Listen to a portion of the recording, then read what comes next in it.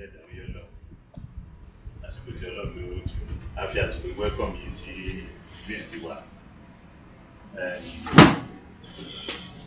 ẹ má bínú pé adáyín dúró pẹ́pẹ́pẹ́pẹ́pẹ́ ká tó bẹ̀rẹ̀ lágbára ọlọ́run ìjọba ẹ̀sánẹ́ẹ̀tì bíbá ìlágbára ọlọ́run àti ìbẹ̀rẹ̀ bíbá ìlànà àtẹ akọ̀lẹ́fẹ́ pé ní kẹ́ wá kẹ́ let's see sittings why I've just started as you also know láti ẹ̀bẹ̀rẹ̀ náà ni pé akọ̀lẹ́ and we all know the motive that fi ṣe ẹgbẹ́ náà ní nípa nítorí ti ìlú wa ká lè gbé ìlú wa ga àdẹ̀dúpẹ́ púpọ̀ lọ́wọ́ yín pé ẹ take time láti wọ̀nyọ̀ ẹ ti sọ pé máa wá bẹ́ẹ̀ni tàbí ẹ bá wá sí mi lẹ́yìn bàtà bẹ̀rẹ̀ ẹgbẹ́ ẹ̀rù sitting ní ìgbẹ́ máa yọjú sí wa ìwádìí ẹ̀dùn pé ńgbà tẹ̀tí dé náà lẹ́tí pè wá lẹ́tí ń sọ fún wa pé ẹ máa attend the meeting and ẹ ti ń pè mí ẹ ti ń pè vice president ẹ ti bá wọn sọ̀rọ̀ náà pé kò ní ìlágbára náà pé ẹ máa wá àdẹ̀dúpẹ́ lọ́dọ̀ náà pé ọlọ́run ṣọ́ yìí dé láyọ̀ àti àlàáfíà lágbára ọlọ́pẹ́ sí débi láyọ̀ àti àlàáfíà bẹ́ẹ̀ náà ni máa padà débi láyọ̀ àti àlàáfíà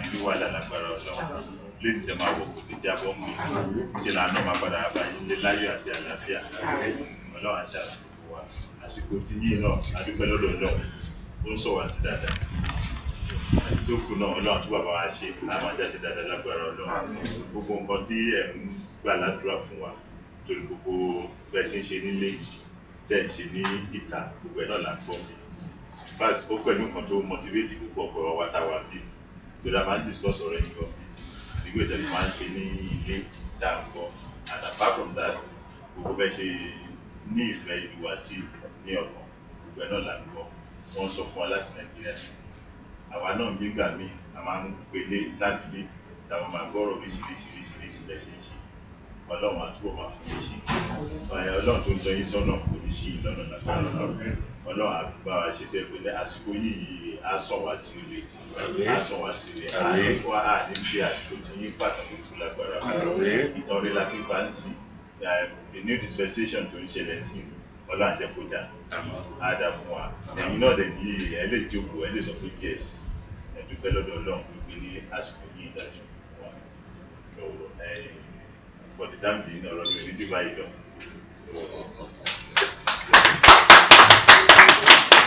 ẹ ṣe àlàyé nípa ẹni àjọ ìlú àpẹ̀sọ̀ náà agbègbè àwọn ọlọ́gbọ́ náà ní kẹ̀kẹ́ ìjàmbá wa ọ̀ ayẹyẹ ní máa bá ọ̀ ẹ̀kẹ́rẹ́ oko nínú gbogbo àwọn oníbàdàn máa ń tọ́jú wà ní gbogbo ìtẹ́rù lọ́kọ́ lágbọ́rọ̀ náà fún àbáfẹ́ ọlọ́run àfún yìí ṣe àwọn ọmọ ẹgbẹ́ nílùú iná kò ìṣe pé àyè wà pọ̀ náà àwọn ọmọ ìgbìmọ̀ máa ń fọ́ àmì lọ́dọ̀ mo náà kọ́ máa tẹ́ pé ìyọ́n máa ṣe bí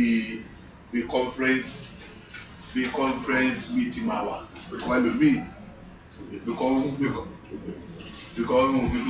ní pé ẹlòmíì ó máa wù láti wá ọ̀dọ́ wí ọ̀dẹ̀ ọ̀dà ó yà kọ̀ mí lójú ẹ̀ẹ́dẹ̀gbẹ̀rẹ̀ pé bí òṣìṣẹ́ ni ọ̀nà ó dẹ̀ ní kẹ̀ ọ̀nà ìlú sàdí ẹ̀kọ́ ní ọ̀wọ̀ ní ọ̀dí pé àwọn tó bá ń gbọ́njẹ́ lọ́dẹ pé àwọn tó ń lànà ẹ̀ tó lànà kì í pọ̀ àwọn tó ń rìn ló ń pọ̀ so àwọn ẹ̀kọ́ ẹ̀kọ́ yìí sọ pé àdúrà pé we need the more the merrier ẹ̀ka ọ̀rọ̀ àwọn àjọyọ̀ kí ló bí ìjókòó yìí ìgbàgbọ́dọ̀ àjọ ẹ̀mọ́ di èyí last year tó ní kí wọ́n pè pẹ̀lú àwọn tó jáde wọ̀n bí máa mẹ́rin máa wọ́n tẹ̀lé mẹ́ta mẹ́rin máa tó ní pé gbogbo àwọn yòókù náà pé ẹ̀yìn pẹ̀lú kan tó yẹ kí ẹ̀yẹ kí ní ọjọ́ pọ̀ ní àwọn ìwọ̀n tó bá lajẹ́ àti bàbá lajẹ́ ara pé ẹ jẹ́ ká bẹ̀rẹ̀ kọ́kùn ẹ̀kọ́ tẹ̀tẹ̀ lọ ti wà pẹ̀lú ìgbà táǹgọ̀ ní pé olúwa ní ìgbà yẹn jẹ́ pé my first advice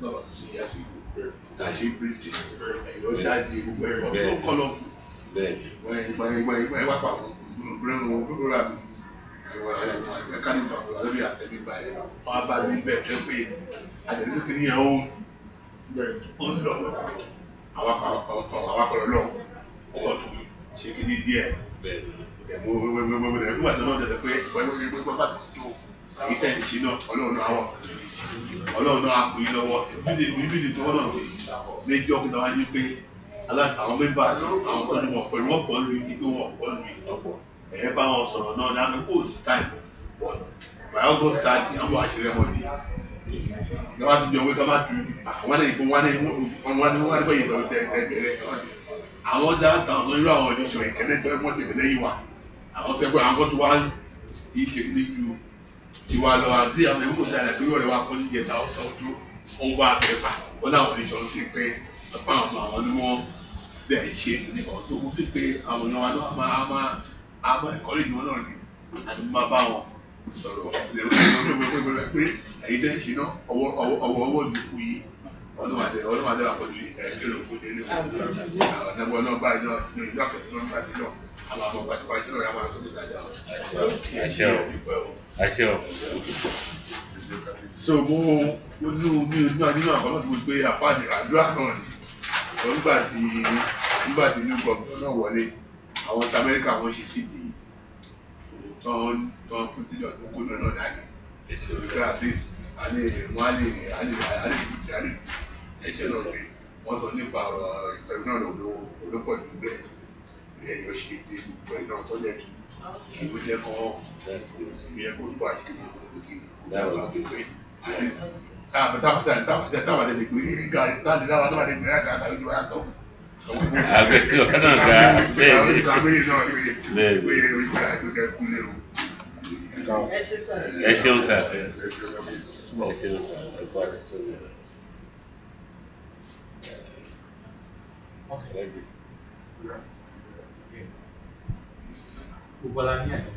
Yeah. So,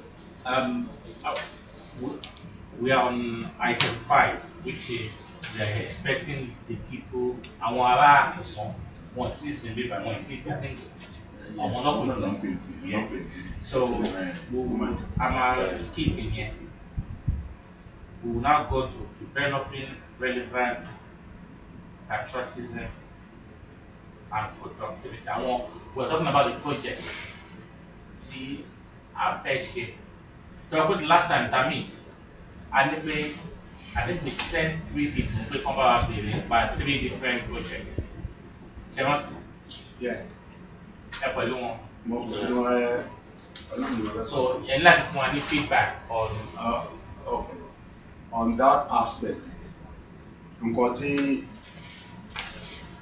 nígbà tẹ ní ká lọ fún kìíní yẹn but later on àwa èmi personally ní mo fi interview tí gbogbo àwọn táwa ń jókòó yìí tí a bá ní parọ́ sẹ́rí iná bá ní àmà ṣe àbí ẹlẹ́dì but mo wá gùn kọ̀ọ̀kan jẹ́ pé ó wà most important because for the far back as when mo finish school service 82 mo finish school service kéde finish school service yẹn ní ètò secondary school náà dálẹ̀ láti ní ìpẹ̀rù Àjàgbé was being founded in 1978 and that's the last secondary school and for the population of Ìpẹ̀rù ó jẹ́ pé 3 secondary school primary school kò tẹ̀sí ní wọn rárá. Now mo dẹ̀ ń gbọ́ nípa àkọ́tọ́ ní àwọn kan fẹ́ wá kọ́ school wọ́n ní kan fún àwọn ńlẹ̀ àwọn family kan fẹ́ they are not ready to give land out now but lèmi á wò pé instead of pé àṣená àṣekíní tí ẹni kà ló máa examine mo á ewé why tí àwa for my own view pé láì ṣàṣe wá bí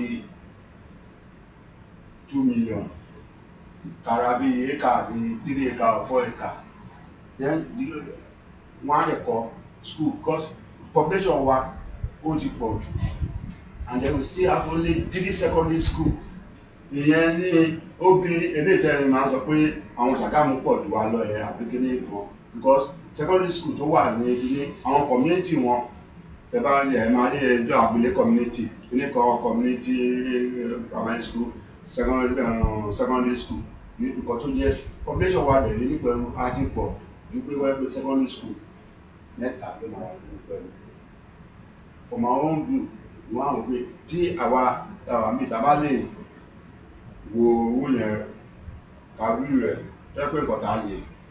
Taba ra ilẹ̀ alábẹ́rà. We buy for ìgbẹ́rù náà àwọn tó fẹ́ kọ́ school wọn ready with kábíyèsí rẹ̀. For my own view ni àwọn. It's a good opinion, but however, there are so many things to involved when it comes to establishment. Exactly. It is not just mere talking. It is expensive.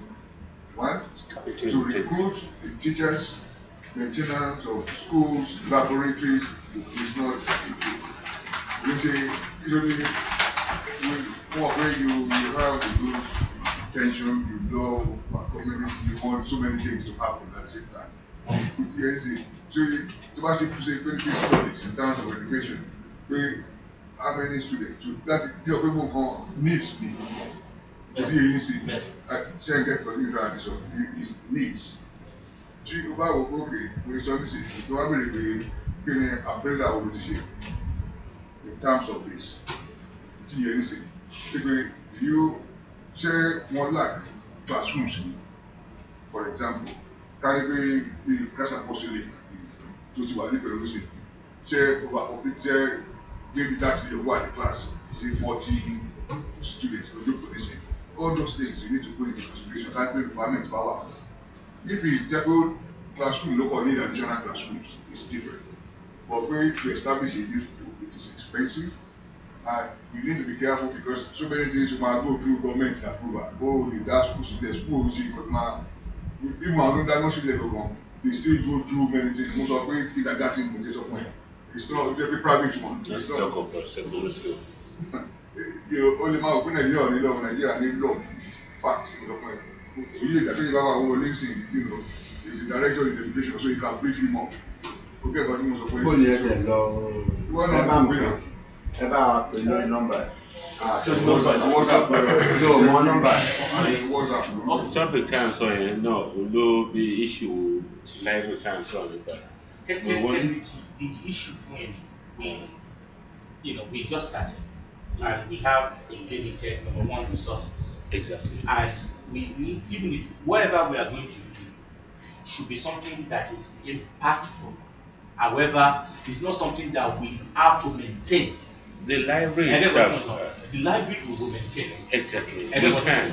Which is that area is something we can still be able to manage. My biggest concern, number one, we have a new government. We don't know his plan for the region. We don't know. But important about let it be within, it's just more or less like a gift. Something that we can just give and come on. Last time we are saying that we pick 4 points. Maybe 2 in the mosque, 2 in the church. I'm out there one way Joe, share the ball see compounding or maybe at the end. So at least come back 4 points here. All my show me sit down for everybody. Yeah. Just hypothetically speaking, what they getting will be 10,000 naira of being power me. We'll give it to them. Yeah. Everybody knows just to maintain that. To service. Yeah. That is still within allocation. Individual something basic. So that it's not something because we start thinking big. Everybody knows again, so we cannot really in a year how much will it be? Check it. Even this 2 million, no, sorry, no, this 2 million. You will go to certain part there in 2 million. You know, 12 I'm sorry, 1 minute, sir. 12 you want to do it. You also do it as soon sorry. Fact, you don't mind. I think maybe I didn't hear that the money definitely is the proposal is a very good one, but I believe when you got the new governor, but it's not there is we have to do something trying to settle down. I don't see the future SSC to the regime of town. they try to talk, but our company was only one for each word. Each word managing new branch, each word managing new health center. Now, opportunity. Like that, they want to declare emergency in Yes. But my own view, every day to the good way. But you know, if you look at it, the pause never go over.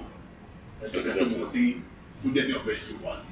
Two again, I believe for now, maybe with what you have, I don't know what you have. Our members, you go when you start for membership drive. The more the merrier. Exactly. One of my one, come could be the yes. But the money I think one updated. So by the time you have enough money, like the 2 million, about you don't have £4,000 or £4,000 plus. That's 460, 470, 470. You don't have £4,000 plus. If you not look at your boss, can't any pay or you want to congest school. Can't put or but now by the time you buy land, you are not giving twice this condition of the outward London. How many years is it going to take? And for a period of delay, I don't think that you can get a lot of clinics for that price. Yes. For now, It's true. for now, now, I don't think that it's possible for us. Because a minimum land made per acre now, need to be number 1 million. So I think the Potomac no, they are irú on a picture, on a tank. On the express, you know, to be talking about 1.6. Per acre. So if you want to do if you want to do it don't have 3.2. So àtàgbẹ́ kọ́ tìbí inú gbóná so today important we have to look at our force and answer pé àfẹ́ ṣe ìlú àìlèmí ẹni ara ọ̀sẹ̀ gbọ́dọ̀ ní apáàpọ̀ ní lójútẹ̀. This is a country that you have to pay your bills. Ìyẹn wà very very important. Now ìjọba bá ṣe máa kú o ìmọ̀ ẹni máa plan towards the other kọba ìlú o àbí tọ́ba wo ìjẹ́ ìjọba of 10-15 people báwo ni wọ́n jọba jẹ́ lọ́dún ẹgbẹ́ bíi 2005 but they can be individual voluntary donation wọ́n máa plan towards it. So and I believe I'm not saying pé kọ́ba ń pè ní project or kọ́kọ́ ìlú if you go what we need now we dey advise again we need more members. We need more members who are committed. Àwọn àrẹ ìmúrẹ́ ìwà donation ni. Bóyá tó bá yìí ṣe yẹn before kó dà bá ṣe rẹ́mọ́dé because àwọn ti ẹ̀ sóyè ohun ẹ̀dẹ̀ ọ̀dà àwọn máa expect that ọkọ̀ síbẹ̀ for rẹ́mọ́dé. Wọ́n máa kẹgbà tébù. Wọ́n lè yẹ mo ní káàdì yìí wà lọ́wọ́ mi. So ojú ẹ̀ wọ́n máa tó ẹ̀ tó yá tó lè di pé ẹ̀fẹ́ mi gbà bàdá ó síbẹ̀ yíyan ní pé kí individual as a group of man nígbà àtẹ̀gbọ́dọ̀ wà ní ìwà díẹ̀ dàbí ọba àdìpẹ́ àwọn ọba àwọn ọlọ́run pé wọ́n kàn dá wọn díẹ̀ we want to have a sense of belonging so we kọ́ bẹ́ẹ̀ those are the agenda cause for now àmọ́ ṣe pé mi ò kọ́ bá ti continue o but mo rò pé wọ́n náà fi plan àyẹ̀ kẹ́lẹ́ wí port ẹ̀ mo tẹ́ wọn àdìpẹ́ láàbùn náà ìwọ́n lè bẹ́ẹ̀ for ìfẹ́ lónà ọ̀ àti ìbílẹ̀ àwọn about £5,000 so that's about it even the ball we are even talking about. Or to a ball now any area of me, you can't spend less than 300,000 to 400,000. Yes sir. Because kíni wa ó ti jìn sílẹ̀ gan tó rí omi. Like even my own ball to yes. We 5 years ago. Yeah. After my mother's burial, wọ́n ní kókò fún mi bẹ̀rẹ̀ kò tí kò tí di láti tàbí nígbà yóò gbọ́ ẹ̀sìn pẹ̀lú àdéhùn bí náà àwọn afẹ́gbẹ́ yìí. Láti 4 years ago ló ti wà ní over 300. So torí ẹ̀ yes over 300. I'm just being cost conscious. Yes. It's not that much being cost conscious and then planning. Yeah. We will not say and in the next 2 years we are going along they will now be aiming towards that. But about we pay our time why not you should be able to have you can you can have more members more members drive. Carry your carry to be 20-25 in sin. I show that at the city you spend about maybe for 250 pounds or 500 pounds. And they go with that. Owa rather than two people call my company and they want to get into individual to be called to you fine. They pay the bills. So I believe I are very careful. Because if I was born, I won't go out. I'm going to say what. Tó bá ń gbọ́ ẹ̀kọ́ báyìí láti ṣe kàn yẹn kó tẹ̀lé ó ti máa ní wọn sẹ́yìn jẹ́gẹ́ ẹ̀jẹ̀ ó ti máa ní wọn sẹ́yìn àwọn á ní ṣe bìbí láti ní ìwé very careful I'm not saying you can have a project pé wọ́n fẹ́ ṣe o get project but if you have a project it should not be immediate. Thank you very much. Thank you very much. Thank you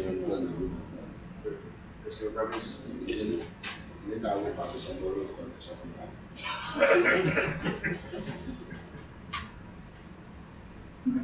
Àkọ́kọ́ wá pọ̀ ẹ̀yìn. Kábíyèsí ẹjọ́ wọ́n sọ nípa ti kíní library yẹn. Inú bí wá nípa ti kíní library yẹn tí ẹ bá wá a place tí a lè lò. Because library máa tún generate owó fún ìgbẹ́ gangan. Irú owó tó máa generate. Generate owó ṣe. Ẹ ṣe sá. Now, tá bá ti ṣe library yẹn, gbogbo àwọn ìwé táwọn ọmọ máa lò, àwa là á máa rà. Then a máa try láti ṣe internet cafe síbẹ̀, which is going to be source of income.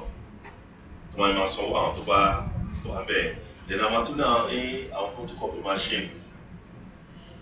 Because a ní allow àwọn ọmọ kan mú ìlọ. You have to copy the book. So owó yẹn mo la máa fi ṣe maintenance síbẹ̀. So and then ní about few meetings tá a ṣe, so we'll be able to tax ourselves. Tí mo lè rí pé àwọn èèyàn that we are ready to do it. Because everybody sọ pé àwọn tó ń tún lè ṣe òpó.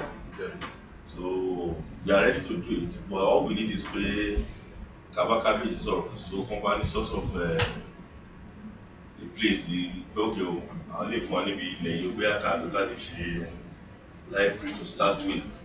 So what about do pé kápọ̀ most people be tó bá rí commitment wọn fẹ́ wá mọ́. Ṣé wọ́n mọ̀ máa ọ̀gá ẹ̀wọ́ ẹjọ́ fáwọn orílẹ̀-èdè àṣebí wọ́n gbọ́ wọ́n wá ní pé a ti ṣe kan so máa tún jí àwọn people láti ṣe wá ẹlẹ́wọ̀n wọn tó ṣe sí wọn tí wọ́n ti ṣe library wọn ti kéde àwọn èèyàn náà dìde láti lè contribute go ok gbígbélé ilẹ̀ so but wọ́n fẹ́ kọ́kọ́ rí commitment wa náà káwọn tó lè sọ pé wọ́n wá sí meeting. Omi láti gbé lẹ́bi àṣìṣe tí mo àwọn ìbí tó bá kúrò ní jókòó sílá tó bá kúrò ní ọ̀nà Oníṣàn road after St. James's. Then we met all this church. The one that on that road. After the Methodist church, there's one printer to man. After the church, I just know Honorable. We don't know I know. But for teacher not the one. No what? No, you see a printer. The spray, spray motor. Next building. Our club 15, our club kan on commercial library those days. Library is there for now. The next one, after the library, the next building, we own the club Ware. I'm sorry, executive. In the middle of the shaking, those the first and then, so we should cut. I don't want to do later also the. I don't want to go get the picture. So on that road, I want plan library. I want to be on library. You don't plan library, I don't plan library. But luckily, I decided to work on them. Maybe you are going to work in conjunction with now already. Because the Peru see the one come for you there. I go immediately that you have to buy. Like you got the when I was about 5 years ago, they get the Kunsi. And the Methodist, the one send your education, but offer free Catholic commence with a village. Yeah, they now have to go and look for life. As the full government buy, you do the for an ẹbí pé ààrẹ lẹ́lẹ́ níbẹ̀ wọ́n ní pé lọ́ra lẹ́nu even to get ordinary 2 plus lọ́nà òde ìyẹn wọ́n tẹ́lẹ̀ about 2 million gbà yẹn bá ṣe ló bá ẹni so bó ṣe ìgbà wọn sọ̀rọ̀ lẹ́sìn amára ni o people are not ready give us their land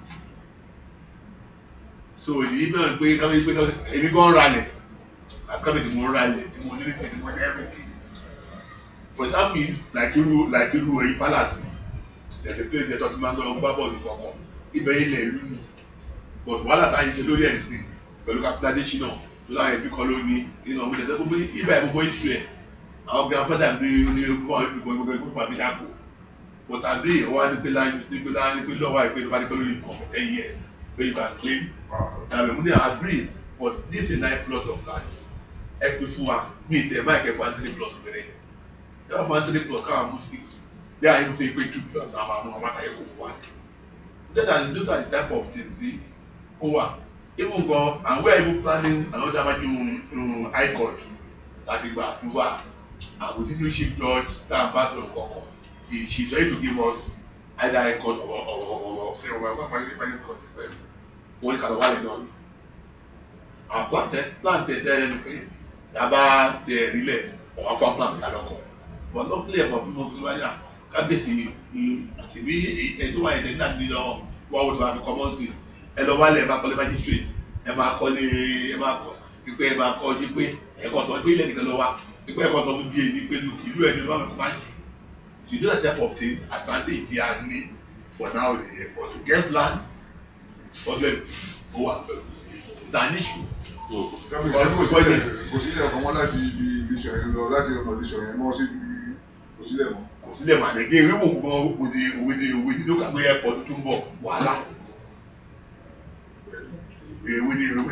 òwe kágbé airport tó ti ní plan tó tẹ́lẹ̀ tó tún gbé lọ tó fẹ́ pín padà on that road problem.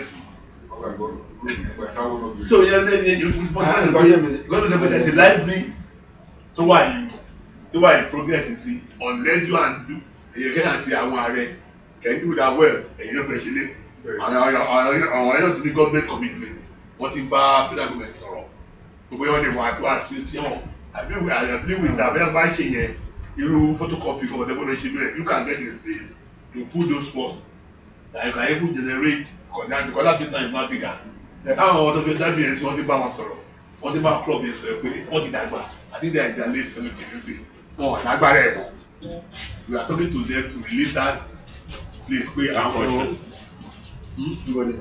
ọjà ti lè ṣọ̀rọ̀ nínú àwọn club kan ọjà àwọn dúládì kọ̀ọ̀kan lọ́wọ́ ọ̀tún báyìí on the right they are late 70s àwọn late back wà nínú wọn kọ̀ọ̀kan tó wà létí yẹn yà tó wọ́n ti máa sọ pé wọ́n ti ẹ̀rí nísì ibẹ̀ yẹn fúlù alẹ́dẹ̀mọ̀ tó bá yìí níṣẹ́ náà àmà fún olówó díẹ̀ wọ́n ní ìgbà náà kì í ṣe kí kọ́ ló ibi iná ló fún wọn lẹ́nu ọba fúlà ló fún wọn nígbà yẹn wọ́n fẹ́ fi ṣe láì lọ́mọ ìbọn náà wọn ò lágbára ẹ̀kọ́ so wọ́n bá wọn sọ̀rọ̀ kọ́ rìlíìsì ọ̀tọ̀ rìlíìsì lẹ̀ nípa ẹ̀rú sí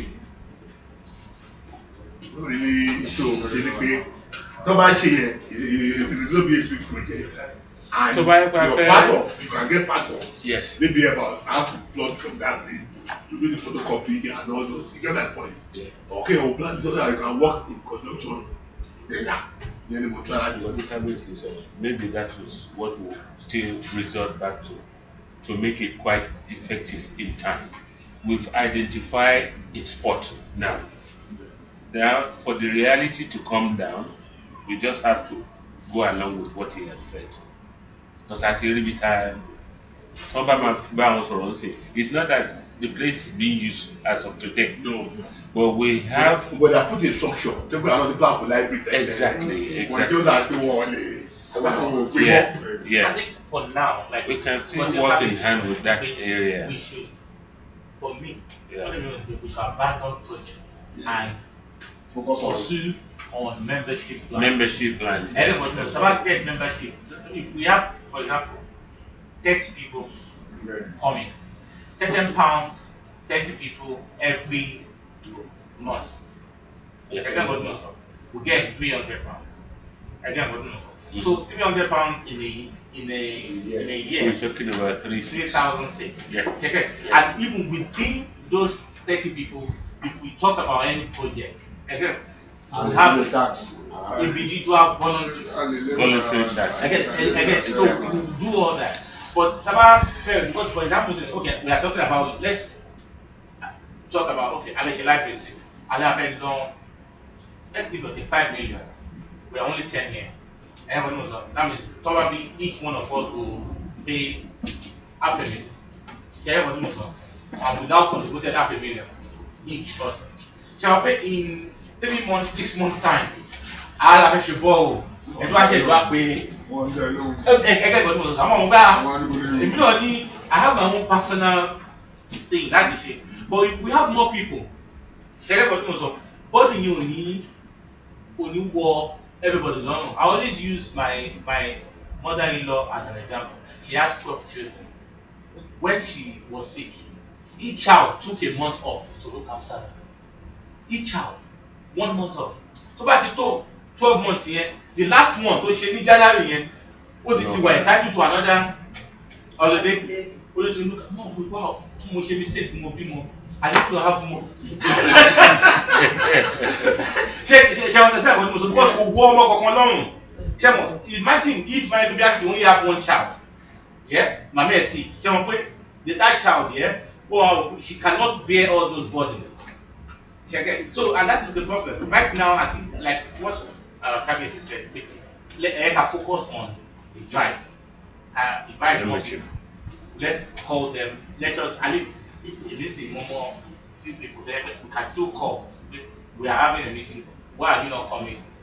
So can the ball reason, at least we were having it on the 1st of every month. A lot of people complain. Now we move it to the 3rd. Just to make sure we accommodate everybody. You understand what it is? And as much as we will always put the agenda on the platform so that people will know what we are talking about, what we are discussing. So that I won't go, even if they are not here, they know we are important, so it's relevant. We are meeting up as So sorry again, Olu, it's not that the idea of the way for this full and London machine come. We are not writing it off. We are not saying anything, but we are just doing our concentration in the left plus or minus. But for example now, maybe the can end on any post. How much do you have in the post now? Let's say we want to do baseball. You want to do a ball. I'm a tax around. How much you have now? I'm a tax around the capital. No, I need for now. I put it No, I'm a work towards because I'm a fellow along. For how when do you want to work? When do you want to plan to work towards that?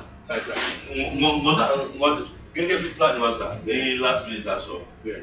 So actually, I'm around your lolly, right? Come for any breakdown everything. They will be able to touch ourselves. Was our own plan now? We must achieve something this year. By God's grace. Anything we must achieve it in that Iberu. That is our target. Rather than say we must. So I put must. So I know something must be done. Irú bọ́ọ̀lù tó sọ yẹn sí ní ìbẹ̀rù Kábíyèsí bóyá mi ṣe mí sí irú wá sí bọ́ọ̀lù pẹ̀lú ní èkó ilé àti ìfòsí. It's true. It is true. I'm telling you, it's No, the depth is very, very. That is not the answer. No, all depends on even the have a party. problem with that. No, I only- Ní problem But I think the pẹ̀lú biggest problem for me, nǹkan tá a ní. yeah, or the not problem, the challenge, maybe, yeah, is that number one, yes, actually, identify okay, we'll look for 4 points. So that it's easier for people to get on. Yeah. That is not even the issue. The issue for me, if we do the borehole now, yeah, but I'm more another project. I understand what you mean. Because if we tax 400,000 in 4 places, let's say 500,000 in 4 places, that's 2 million. 2 million naira, that's 4,000 pounds. I'm quite sure, I know most definitely we will raise that. Again, so that's not the problem. The problem for me as a person is we have to maintain this thing. Maintenance will get most things. Because we are not going to man everything. Security guard, I personally pay 2 million naira, sir, for Adeodo Solar College to make toilets. Ní mọ̀ bí àwọn sọ́mi báyìí. Ẹ sì bí sà, kò pé 3 months, wọ́n bàjẹ́ ní sà. Ṣẹ́kẹ́ bọ̀ tí mo sọ, all I said is pé ìgbà tí mi lọ ṣáláńgá lè máa ń lò. I don't want them to use, kọ́ máa lo, wọ́n lè ṣe. Bọ́ọ̀ tank, kọ́ máa gbé kómi. I couldn't believe, but when you have picture, I was like, I want, if I do something for you, you can jealously look after. Come on, and you can jealously look after that thing, but they didn't. These are for the student, not to. And student is in a compound. Now we're not talking about doing something for the whole community.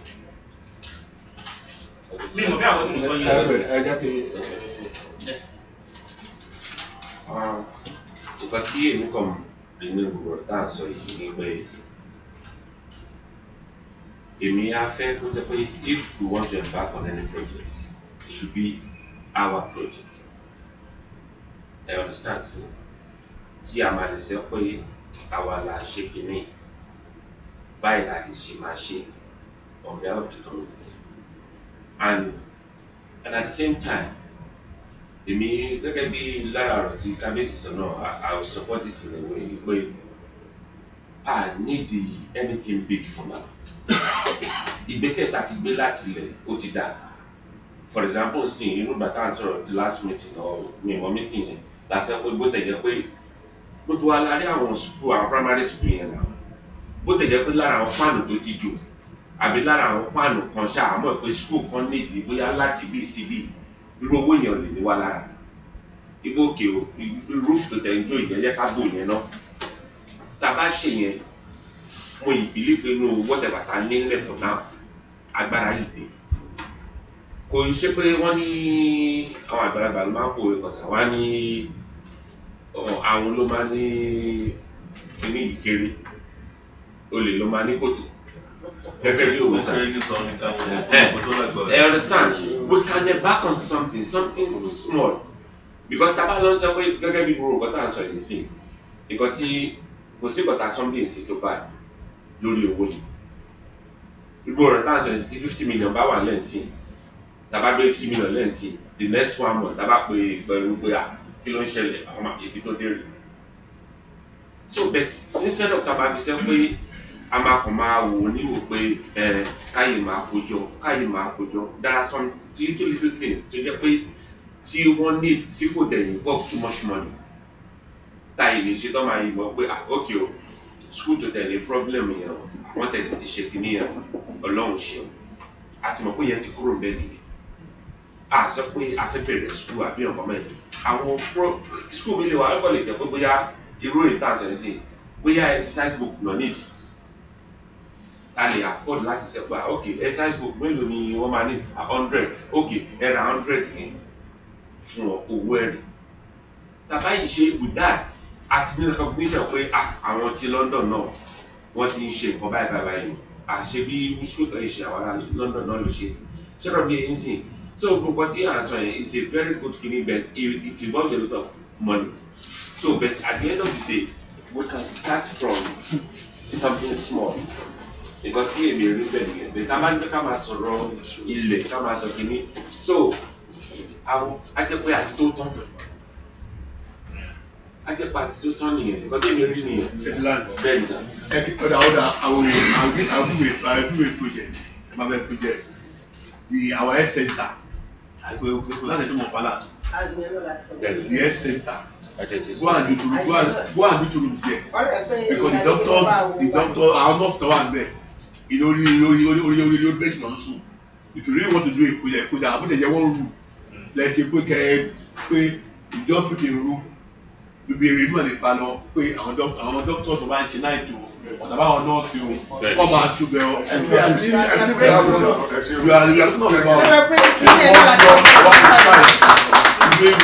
if you are really keen on doing a project agree to me that one is even more tó dẹ̀ pé èyí lẹ ṣe it's your project I'm talking about maybe about with about 500-700 blocks. I believe somebody maximum 700 blocks. You need to take a bricklayer tó máa ṣe irú àní pàlọ́ and it's not something pé toilet oníjọ it's not something which is we look at that one is your project ilẹ̀ tí wọ́n á bẹ̀ which I can help you to participate. Ìyẹn ojú tó lè gbé ọ̀rọ̀ báyọ̀ ọ̀sán àwọn gbẹ̀gẹ̀dẹ̀ kan wọ́n ní mo ní bí àkíyèsí of project. Yeah, we fight. That's Yeah, that's why I did that work you can start and wọ́n sọ similar things ní the earlier on that ṣe ní ti pé for me o health is number one. Ṣé pé nǹkan tí a kọ́ sọ nìyẹn pé health is number one.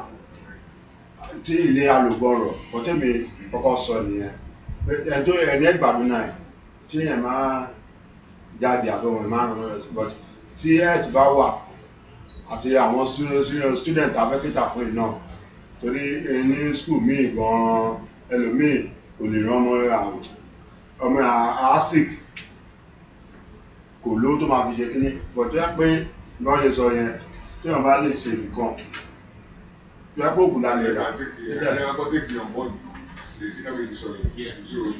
That's a contact because he is closer to identify to start up. Yeah, Okay. it's your project. It's a project.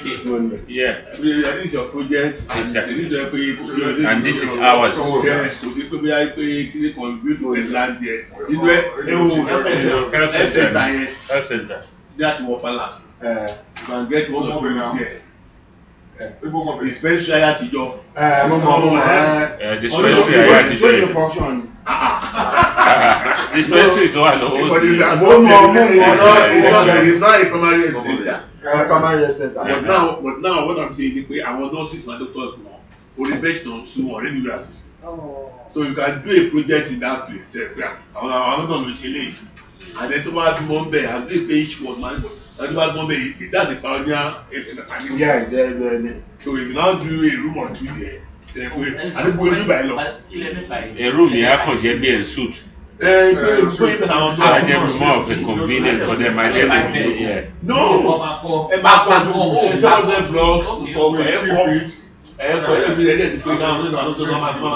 That way you move them one way. He said about patient share. If it doesn't be more study question, they have a private place of their own. Exactly. They give you more room, 2 rooms. You know, which to me is more economical and Yeah. I'm more eligible. A lè fún wọn 3 bedroom flat. No, it's nothing but you don't 2 rooms, you know. Ilé ni tó máa lọ lókè. Kì í ṣe ilé ìdánwò gẹ̀ẹ́sì.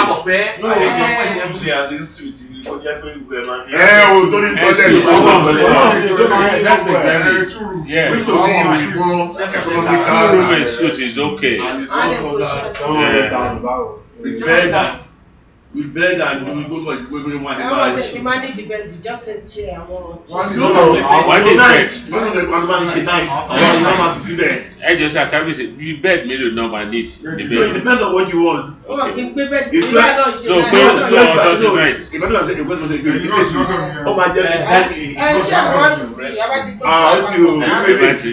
are not making a permanent residence. Our doctors and Yes. So you can be a permanent full doctors and nurses. Okay. Number one. Say what you want to my house not would they look unique. It can even be a room and a toilet and go back and because so with that. I deal with that.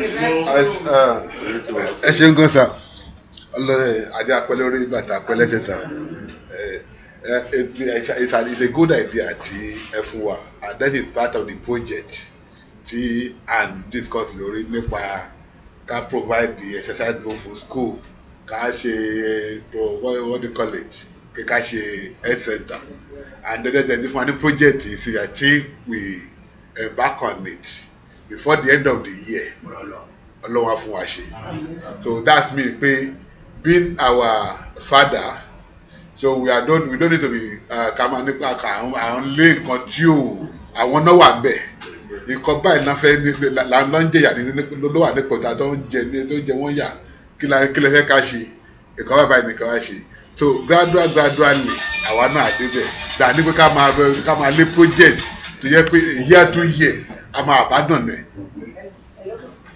irú yẹn is a good thing àtúndì wọn tó wí pa àwọn bẹ́ẹ̀dì wọn kankan bẹ́ẹ̀ níbi tó ti gba ẹgbẹ́ bí kankan bẹ́ẹ̀ yẹn ó ṣe kinní o ẹ̀yin pípẹ́rù o ìkọ́ báyìí la fẹ́ ṣe ẹni kẹ́ ṣe o ẹ̀ ṣe báyìí that's what we need because we want to support the community.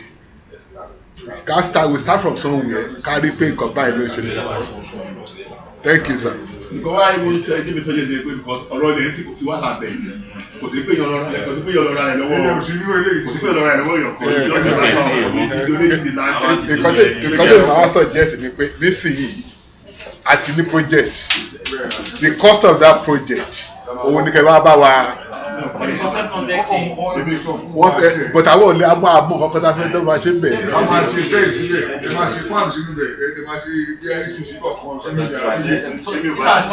ẹ̀yin lè mọ ìgbẹ́ ọ̀yọ̀ pọ̀ bẹ́ẹ̀ kó jẹ́ èmi ti fún idea ọ̀ tó lè wà it's not left to you can get it sọ̀rọ̀ an architect buying job kọ́ṣe personality ọmọ tó wọ̀ yìí kọ́ bí tó àti wọn á be able to know your cost and èmi lè pé we down we.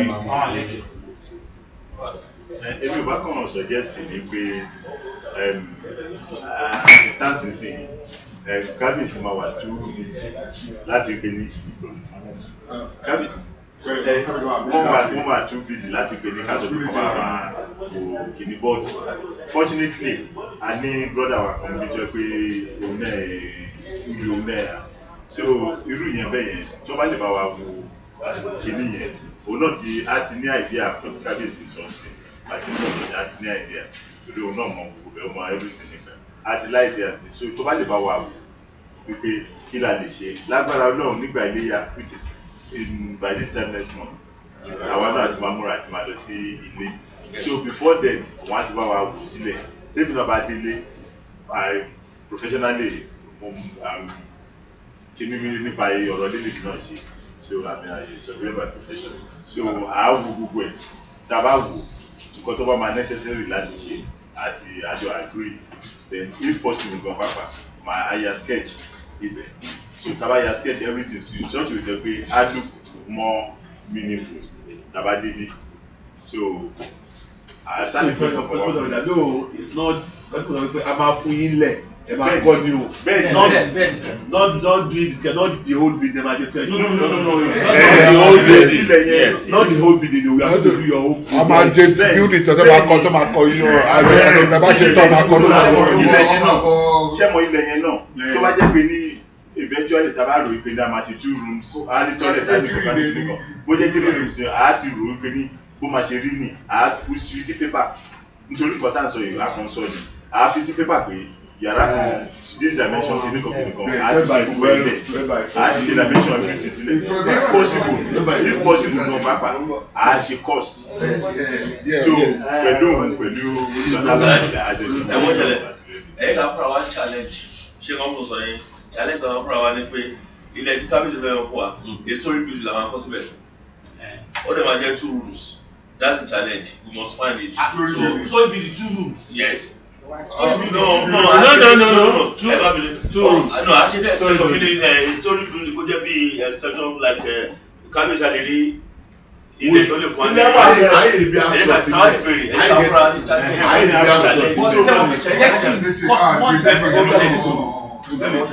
Challenge àwọn fúnra wa sì ń pè tí kábíyèsí bá ti lè fún wa nílẹ̀ ta lè gẹ́tì story building.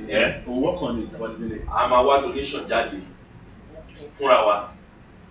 And I'm sure we can realize at least about 5,000 to 10,000 pounds. Okay. Láàrin ara wa ń bì. Ṣé wọ́n mú sọ yẹn? So ẹ jẹ́ ká fọ́ra ń target wọ́n tà lọ nìyẹn. It's a good challenge to us. Ṣẹ́gbọ́n, so the next thing we're gonna do, ẹ̀yìn ká fèsì fún wa, ká ṣe plan ní project yẹn. Àwọn fún wa wọ́n ti ní àpè plot. So tàbá ti ṣe ayé abẹ́kọ̀. So individual wa challenge, gbogbo àgbọ̀n láti gba 50 euros. Orí ìfẹ́ tó ń wọ́n ti dábẹ́. Kábíyèsí o. Agbọ́dọ̀ fẹ́ ló táwọn mẹ́rin ayé yìí.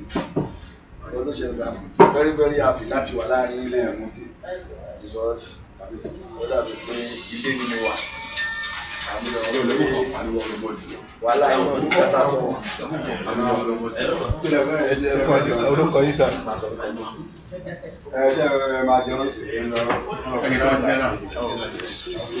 My name is Diotolis. Welcome, sir. Thank you, sir. Actually, gbogbo ideas tí wọ́n múlẹ̀ ló jà. Ṣùgbọ́n inú mi dùn pé àwa wà grand. Àtẹ̀mọ́ gbogbo nǹkan tó ń lọ. Kábíyèsí ti sọ̀rọ̀ a lot lórí ẹ̀pẹ́ lórí àwọn library and co. But the most important thing kankan tabawo because I live in Peru, I stay in Peru, I have house in Peru, I do everything in Peru, Peru me. Then títí máa sì sí Peru lọ́jọ́ kan dà pé ìṣòro náà máa fọ́ mi bí mo lọ. Peru ní ayọ̀, ibi tí mo wà bí ìgbìmọ̀ Peru tó fẹ́ padà síbẹ̀. Ìpẹ́rù lè wà yìí. Ìpẹ́rù la wà wọ́n mọ̀ sọ ni pé project kábíyèsí fún ìdàgbọ́ torí irú project náà ni mo suggest fún ìmọ̀lẹ́ tí kò sí Aládé ọmọ Adésínà ní kíní wọ́n ní it's not necessary pé story building ọkàn ní bí ilé báyìí ọkàn mọ̀ bí àfẹ́ wọ́n fi ṣe bóyá bí èèyàn mẹ́fà 3 bẹ́ẹ̀ wọ́n dẹ̀ fún àfẹ́ tó fi ṣe ilé wọ́n dẹ̀ fi ṣe room fún àwọn doctors irú àwọn tó wà 90 irú rooms yẹn gan it's not necessary pé kíní kan ibi bedroom and kíní máa ti wà bẹ́ẹ̀ ni but ó wà important tó jẹ́ pé kí patient náà wà nínú ẹ̀ ó dẹ̀ kọ́ ọ̀pọ̀ sí inú dẹ̀ máa dùn pé ọlọ́run àfún ṣe o tó bá lè ṣe ó lè include nínú activities Akẹ́sàndé àdàgàn torí ó dà pé nínú Akẹ́sàndé wọ́n fẹ́ open new palace wọ́n ń kọ́ yẹn bá ti ṣe gbogbo rẹ̀ tó mẹ́kọ̀ọ́ kọ́ tó mú síbẹ̀ for everybody to see the yes àwọn commission rẹ̀ sí wọ́n dẹ̀ fi commission sí nílé yẹn then ìkejì ni pé ọ̀rọ̀ omi tí wọ́n sọ àti ṣe nǹkan tó yẹ pé Guinness ti ṣe fún àpò ẹ̀ níbi tí a bá débi Westfield school yẹn ẹ̀rí ibi táǹkì nínú company orí fìdí Westfield school primary school tó wà lẹ́gbẹ̀ẹ́ ṣọ́ọ̀ṣì yẹn ni ibi táǹkì yẹn Guinness ni wọ́n ṣe káàkiri lọ sí gbogbo everywhere but maintenance ni but ìkan báyìí tí ọkùnrin ṣe méjì jìnnàkú fún anova fáwọn ọkọ àwọn àdúgbò yẹn múyàn síbẹ̀ tó ń gba bóyá tó bá ta níta bíi 5 naira wọ́n ta ní bíi 2 naira ibẹ̀ tó kàn fi maintain ní ibẹ̀ bóyá ìyẹn náà tó wà bẹ́ẹ̀ ṣùgbọ́n health center yẹn is the priority then ìkejì òun tó bá tó bẹ́ẹ̀ ṣe pọ̀ níbi exercise group ṣe exercise group ṣe tó bá ṣe exercise wọ́n ṣe Ṣàgámù fún all the primary schools because I had all the primary schools in Ṣàgámù local government ṣẹ́rí ìgbìyànjú bíi mẹ́fà náà sí gbogbo schools tí àwọn ẹ̀ bá gbà á dé ní pé àwọn ọmọ ẹni wà lóyìnbó òun kìíní kan ó ti yé ń sìn irú omi yẹn dá gan ṣùgbọ́n ìbò ìríràn wa tó láwọn èèyàn wa ní Ìpẹ̀rù pẹ̀pẹ̀ táwọn ẹ̀kọ́ ń jẹ tọ́jọ́kù tì nìyẹn wọ́n máa gbàgbà kókó tètè bàjẹ́ ni ó bàjẹ́ ni ẹ̀ láyà bí jẹun ó báyìí jẹ ó ṣe Ìpẹ̀rù nìkan. It's everywhere. But irú exercise books yẹn fún all the story because nígbà ẹ̀kọ́ báyìí ó wà ní US ọmọ ẹ̀gbọ́n olómi àbíwọ́pẹ̀ omi Akẹ́sàn wọ̀dà a ní ẹ̀gbọ́n kan báyìí nurse ni tó ń fẹ́ gẹ̀ẹ́gbẹ̀ tó ń fẹ́ dún ká ní US ó máa ń ṣe big nose fún àwọn ọmọ Apollo tó gbà fún ìfi jáde ó máa ń fún wọn tó máa ń àwọn tó ní ó máa ń ránṣọ fún wọn náà ṣe everything wọ́n ti target wọ́n yẹn. That's a project. nínú ìṣe ọdún balawa ẹ̀yẹ́ náà jẹ́ ẹ̀yẹ́ fún scholarship láníyẹn ni bẹ̀tẹ̀ eléyìí tó máa jẹ́ pé orúkọ kìíní máa tẹ̀lé ọ̀bẹ tó máa mọ nínú health center ẹ̀ wọ́n lọ sí health center gbọ́nsì ṣùgbọ́n no space for them tẹ bá lè ṣe yẹn àgbà then bóyá next year ẹgbẹ́ bóyá bí exercise groups ọmọ àwọn òkú kékeré táwọn ọmọ máa rí wọn máa kó lọ àwọn ẹ̀rọ ẹni pẹ̀lú báírò ọ̀pá àwọn yẹn owó kékeré ó dẹ̀ máa jọ ojú ní orí yẹn ọlọ́run àfọwọ́ṣe iṣẹ́ tí president fún mi ti máa délé máa lọ wò bẹ́ẹ̀ máa lọ bí nǹkan tó bá ní ìdìbò kakọ lẹ́tà pé àfẹ́ṣe nǹkan bí àfẹ́ṣe náà pé primary health center is government owned district wọ́n lè fún wa permission pé àfẹ́ṣe nǹkan gbàtẹ́ pé kábíyèsí tẹ ní kòsí tí kábíyèsí bá pè wọ́n tẹ lẹ́tà ẹ̀dẹ̀ pé báyìí pé kíni kan wọ́n wá àyè company àyè wà dáadáa tí wọ́n lè kọ́lé síbẹ̀ máa kọ́ dáadáa síbẹ̀ ní wọ́n dẹ̀ máa dùn gan wọ́n lè appreciate àti ń dá wọn lóṣù tó lórí because kábíyèsí kan ti ṣe bọ́ọ̀wù fún wọn níbẹ̀ yẹn wọ́n fún wọn lómi èèyàn kan náà ti ṣe kí ló ń pè náà iná satellite yẹn solar èèyàn náà ti gbé fún wọn but we want to develop that place dáadáa bá dẹ̀ ṣe àti ń dá wọn lóṣù. Thank you very much. But do akẹ́kọ̀ọ́ yẹn o ti yá jù. Tó bá no they can start they can do the foundation wọ́n ṣe kọ́wọ́ lọ. Ìgbẹ́ tó lu ìyàjọ ọ̀rọ̀ jẹ́gẹ́tẹ̀. Yes, wọ́n lè ṣe foundation níjọ́ wọ́n lè ṣe foundation níjọ́ akẹ́sọ́ndé. Ọjọ́ akẹ́sọ́ndé ọ̀pẹ́ tí kò máa ṣe lọ díẹ̀. If they have enough people who know díẹ̀ ṣe pé bí 1,000 pounds ẹ̀nà yìí lọ́ra blọọkì bíi 2,000 síbẹ̀. Yóò yọ àwọn ẹbí yọ àpò. Pé kílà ìkẹ́nà ẹ̀kọ́ ìdájọ́ pẹ̀lú wo because because people tó wá sí ní ìbò dẹ̀ mọ́ each individual responsibility now ọjọ́ ìgbò I don't want the situation to whether bí pé ọmọ ṣe dáhà ní ilé ìdíje I believe that is kaba ti délé sí àlọ́ fún àwọn public gbẹ̀yàwó kaba lọ and again there are àwọn people náà mọ àwọn got ní request ẹtí ìkọ̀rọ̀ ẹ̀ka yàrá ìbàdíjà ìbàdí wọn á lọ sí ipò bẹ̀rẹ̀ náà lọ́kọ́ dé àwọn ọmọ ipò bẹ̀rẹ̀ náà wọ́n dẹ̀ wọ́n 20 benches my passport kan àwọn ọmọ ọmọ ìjọba bá nípa kábíyèsí báyìí báyìí ní tẹ́lẹ̀ ìṣàgá pé àwọn glo àbí dóbi kọ̀ọ̀kan tí wọ́n kọ́ ní táwọn náà ṣe èsì àdíje wọn náà nípa ní nípa àti pé kó máa wọlé pé alùpùpù jẹ́ ìlú ìlú kejì pé times pé òun àbáwọ̀ náà dàbí pé iṣẹ́ pé yóò tó wọ́n ti tó jẹ́ tó pé ìgbé kọ́ ìlú wọn pé ìná ti kó wọn kò ṣe ní pé dáàbò ìfikọ́sì tó bá fi àwọn àbúrò adélé tó wọlé ẹni wá gbọ́n àwọn dẹ̀ wọ́n kó bí àkóbá ọkọ̀ ní wá kọ̀ tẹ̀ ìlú tó ó gbọ́dọ̀ jẹ́ láyé lọ ìlú cannot be better than this place and the size is not up to this level. But without be able to save cost and do something that people will appreciate. So, I apply for you give you the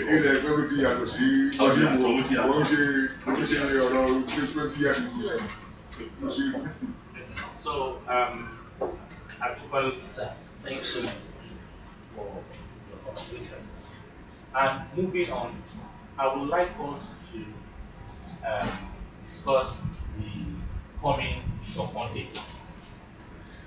What is it? Because for me, I believe we need to be represented properly. Sorry.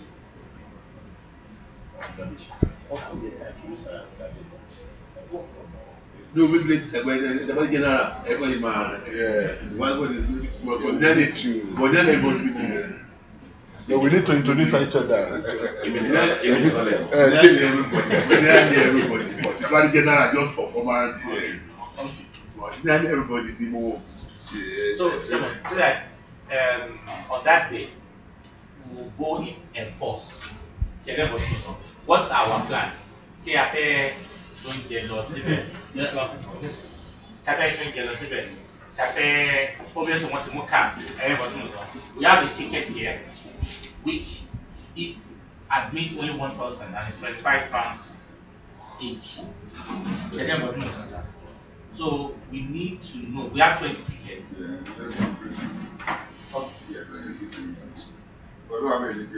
Last year was £50. But because the contribution to each community town towards that project. So now it was reduced now, they're reducing now to £25. But it's inclusive, 3-course meal, food, drinks, everything, anything you want, it's all inclusive. No food, no free transfer, everything. So £25 per person. It's just like any other party. Common general food.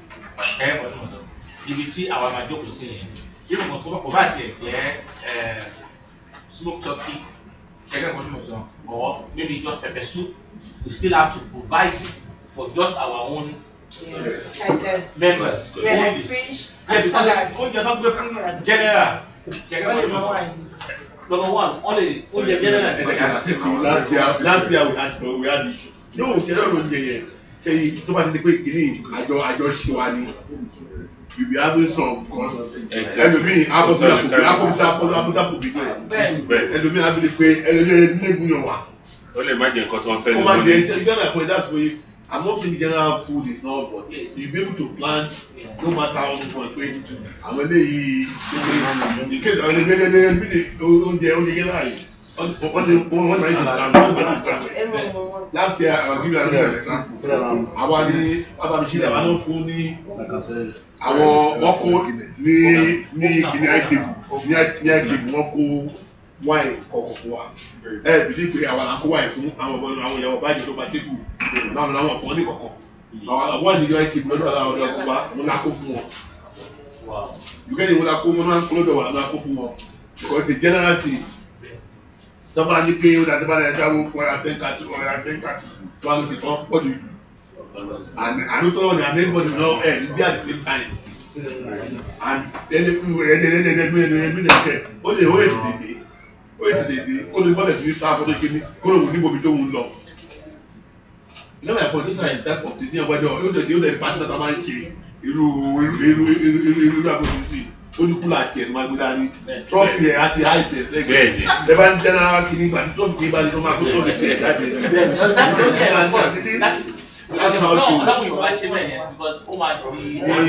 wọ́n dẹ̀ lè lọ síbẹ̀ kan má di trọ́fì sí kábíyèsí. wọ́n lè má gbé. ọjọ́ àjà sójà àti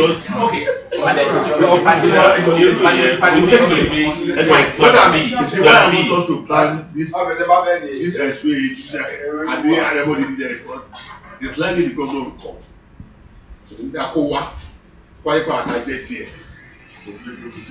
kò ní lè kò ní because níbi lè pé ìtọ́ta bá ṣe ó bá ṣe rí wa a ní response lọ́dẹ̀ òun náà béèrè pé wọ́n ní kílẹ̀ ẹ̀fẹ́ kò ṣe tó bá wà ìdí àbí gbọ́dọ̀ ẹ̀fọ́ ìtẹ́lẹ̀ pé ẹ̀rọ tó bí 20 ẹjọ́ kò wọ́n lẹ̀ pa àwọn ọkọ̀ ẹ̀kọ́ jáde kó dà fáwọn tó gbà ó lè ní pé lọ́la o kó o tó lọ fẹ́ mi dì í o.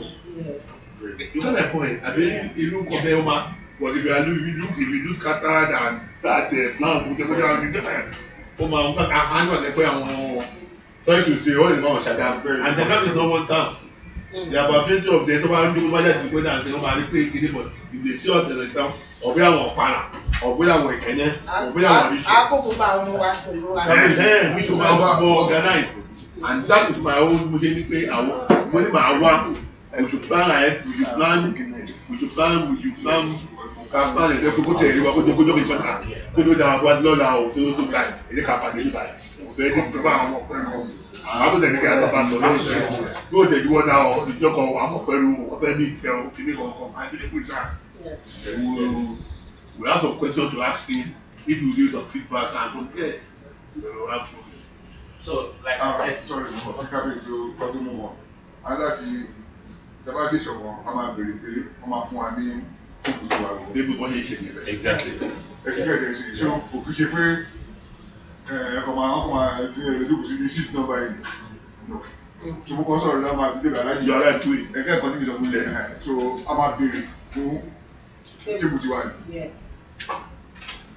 Yàtọ̀ sí yẹn a máa ní plan B for drinks. We want to most of that, so that at least we have something underneath the table for our own. Yes, they want to give us drink, fine. No, want to give us for our own. But with the as party I gave you a bottle of wine. Put there motor. Put another bottle of wine. Put there beef. Put there bottle that. I called you twice. I said of this call. Sorry. Yeah, I said of this call, Minister. I was glad that I call you.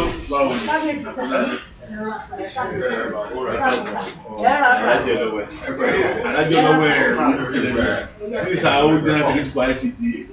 Ọmọ wa ni ọmọ tí máa ń dáwọ́ sọ́yà máa ń tó edition. No, it's a very good sister and ìdílé ìbílẹ̀ gbogbo ní aṣọ àmì kọ́ àkókò padà. So, like, tickets, we have. I'm requesting for 30 tickets, but at the moment we have 20. Everybody. Second for them. So and it's £25 each for Shokan day. So we are more there is we are only one by each. Second, and the found only one by men's. Second for them. For each ticket is £25. So anybody who affect can indicate so that I will know, I'll write their names down and hopefully next meeting we can give in the money. Check it for me. When you're at Sagama, put on that. Yeah. Tẹ́ẹ̀bà sí bẹ̀rẹ̀ ìdásí. Tẹ́ẹ̀bà sí bẹ̀rẹ̀ ìdásí. Tẹ́ẹ̀bà sí bẹ̀rẹ̀ ìdásí. Ara nǹkan tó ṣẹlẹ̀ láti àgbọ̀mọdé kó o síbẹ̀. Nǹkan tó bí bàbá àjẹkù ló kọ́kọ́ ló sọ̀rọ̀. Bí àdúgbò máa participate ló máa ṣe nǹkan. Ó ní ìpẹ́rù ló ń kárí ìlú kìíní. Ìpẹ́rù ló ń gbé rẹ́mọ gbogbo. And now tí bá ti ń step back at everybody that pé ìfilẹ̀ fún Ṣàgámù ẹ̀rẹ̀ ní tó bá fi space lẹ́ẹ̀fẹ̀ yẹn pàdé òṣà yẹn. Mo yí ní gbọ́gbọ́n nìyẹn. Adé tí ń sọ mi jí mi. God bless you my brother, àwọn àmì náà. Ṣùgbọ́n ọ̀nàkúnnà níbẹ̀ yẹn o. Ètò àkọ́kọ́ máa fi 30,000 ṣe oúnjẹ. Yes. 30,000. Yes, mo dẹ̀ rí sọ mo ní it's too much. Àwọn kan tá a bẹ̀. Mo wẹ̀wẹ̀ mo ti late tán mo ti late lọ́dún yìí o. But next time àmì next time ẹ̀lì nà 15,000. Kọ́ fẹ́ jẹ́ oúnjẹ ẹ̀ máa jẹ níbẹ̀. Well, ó ti late lọ́dún yìí o tètè bẹ̀. That is the same thing. Ó ti late because you are not there. Èmi ò argue ìyá yìí. If you are not there, you cannot Èmi ò be argue ìyá yìí. Èmi ò argue ìyá yìí. Nígbà tó rẹ̀ sọ pé wọ́n ní ṣiṣẹ́ wọn lókè. If you have any alternative, bring it on board. Ẹ̀bọ̀ ó ti late. Ó náà ni mo láti Wọ́n ní mo tẹ̀lé sọ̀rọ̀ mọ́ nìyẹn tẹ́ pé wọ́n accept. No, don't play me here. Ẹ̀jẹ̀ lọ́dún sọ wọlé náà. Ó ti yẹ yín sìn, tí ẹ bá sọ pé wọ́n máa ń ṣe bí tèmi, ẹ bá absent ìjọba ní òfin wà pẹ̀lú òfin yóò dúdú rẹ̀. Wọ́n ìlú àwọn òṣìṣẹ́ ìlú wa make ní wa.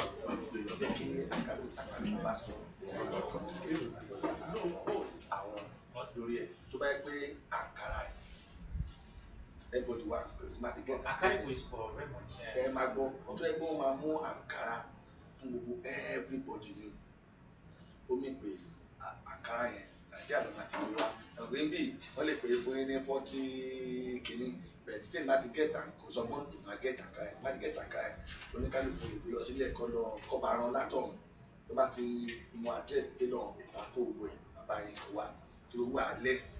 To a point, the man carried was supposed to man carry because the vice president Umbo and the governor is coming.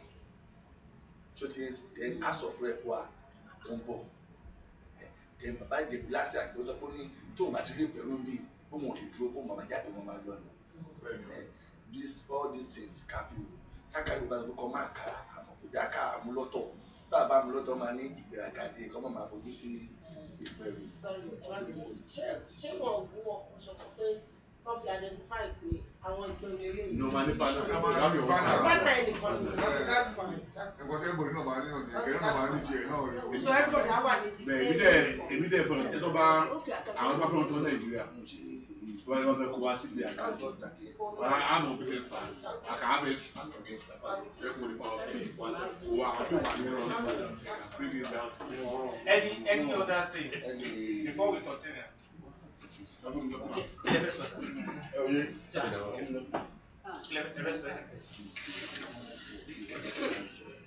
Everybody who are happy with Àwọn ti bẹ̀rẹ̀ project àwọn sọ ma bẹ̀rẹ̀ program against this ti àfún àtẹ̀sọ́ jẹ àwọn ṣe. No,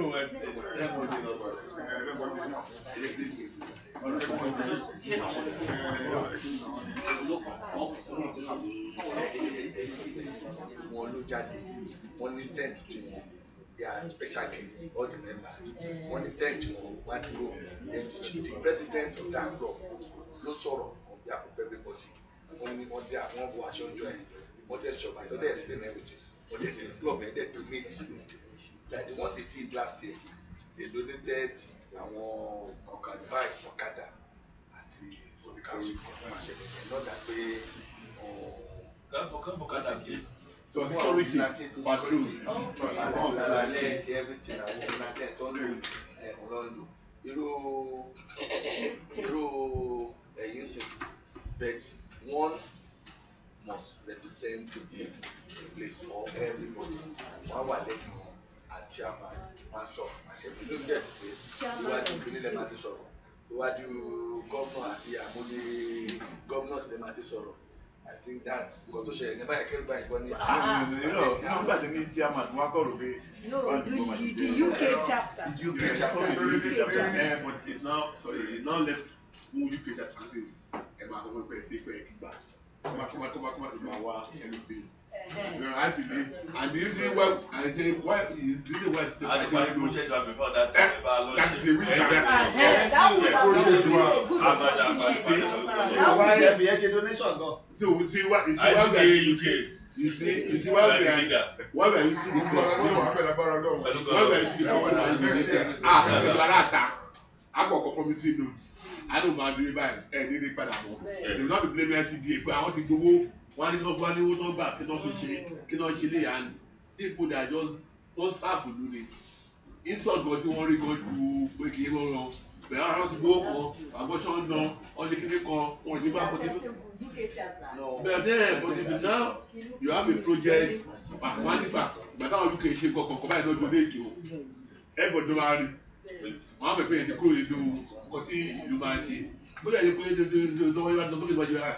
Àwọn school báyìí o, àmà donate yẹ textbook fún wọn o. Àmà ṣe báyìí o dẹ̀ maybe we now say for the ICD ọdún yìí o kọ̀ọ̀kan because of ọ̀tẹ̀ náà o. Oye báyìí lágbára láti fi support yìí bẹ̀rẹ̀ fún ẹ̀. I believe with that we are moving forward. So ẹ má jẹ́ kí so it's not let me to say. On behalf of the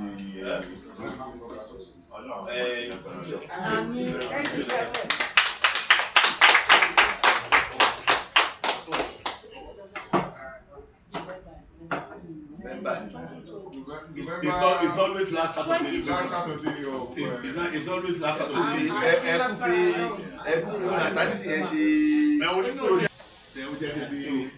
Let me address it.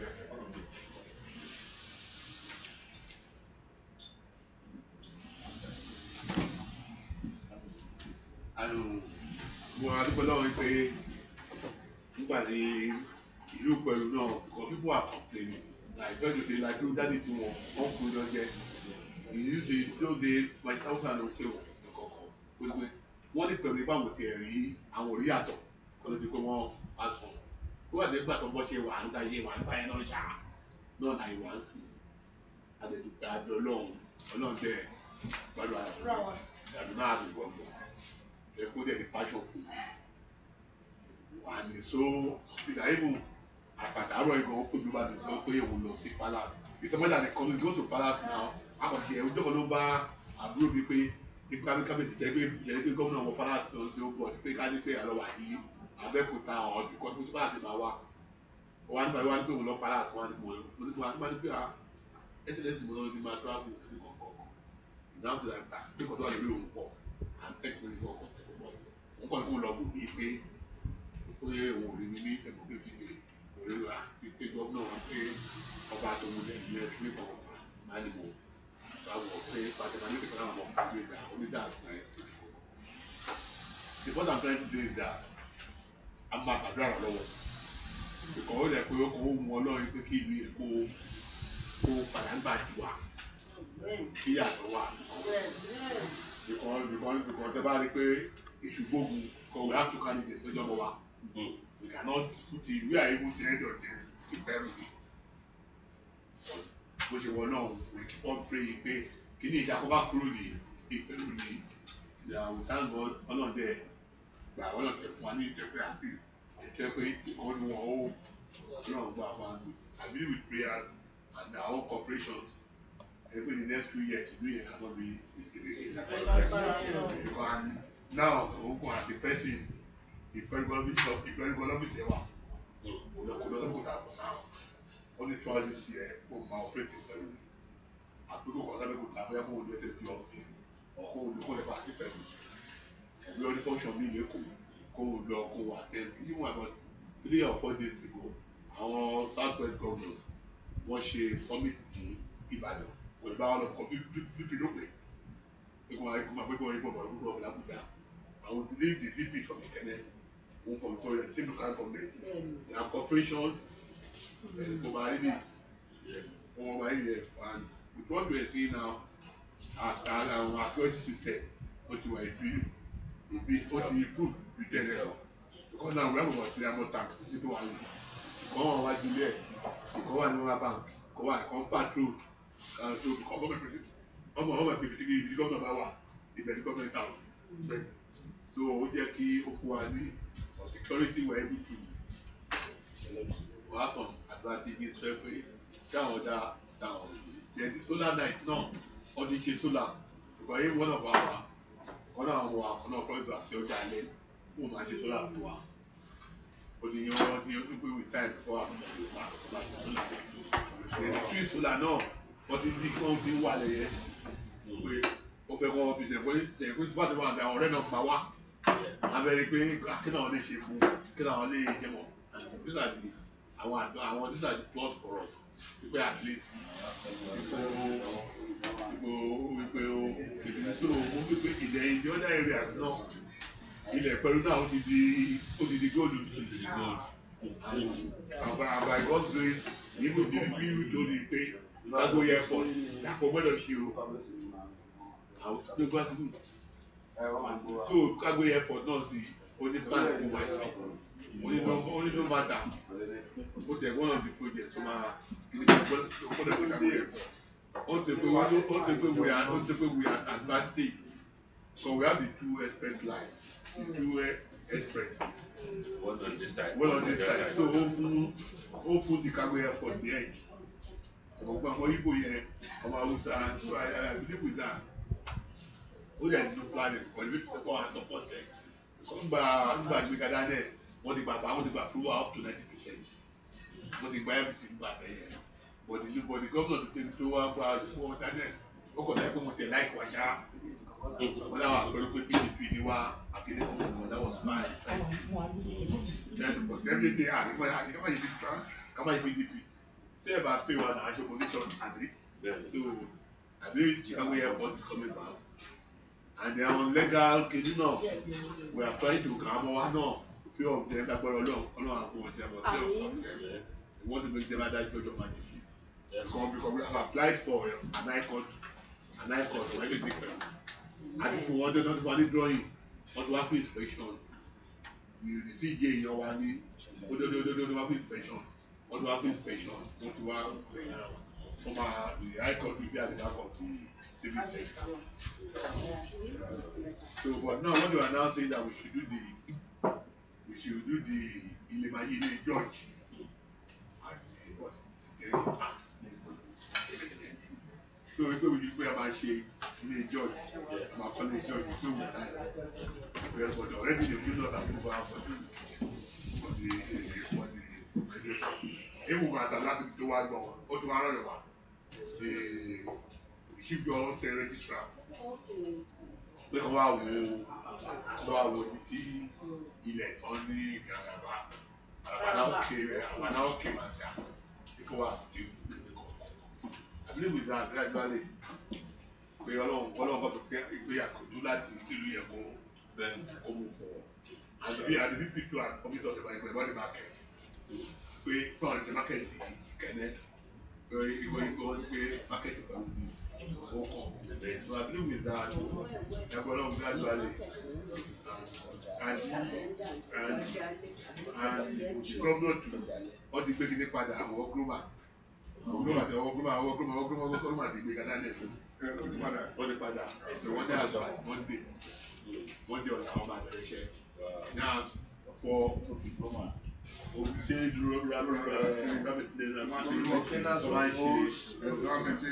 mẹ́rin so yìí náà sọ pé even nǹkan yẹn tó bá ní ìṣàgà o máa bẹ̀rẹ̀ tẹ̀lé méjì ní àwọn àwọn ìṣàgà àwọn àwọn pẹ̀lú ọ̀sẹ̀ ní ọ̀nà òkè so tí kò yìí tí àyíká àtẹ̀lájọ tá.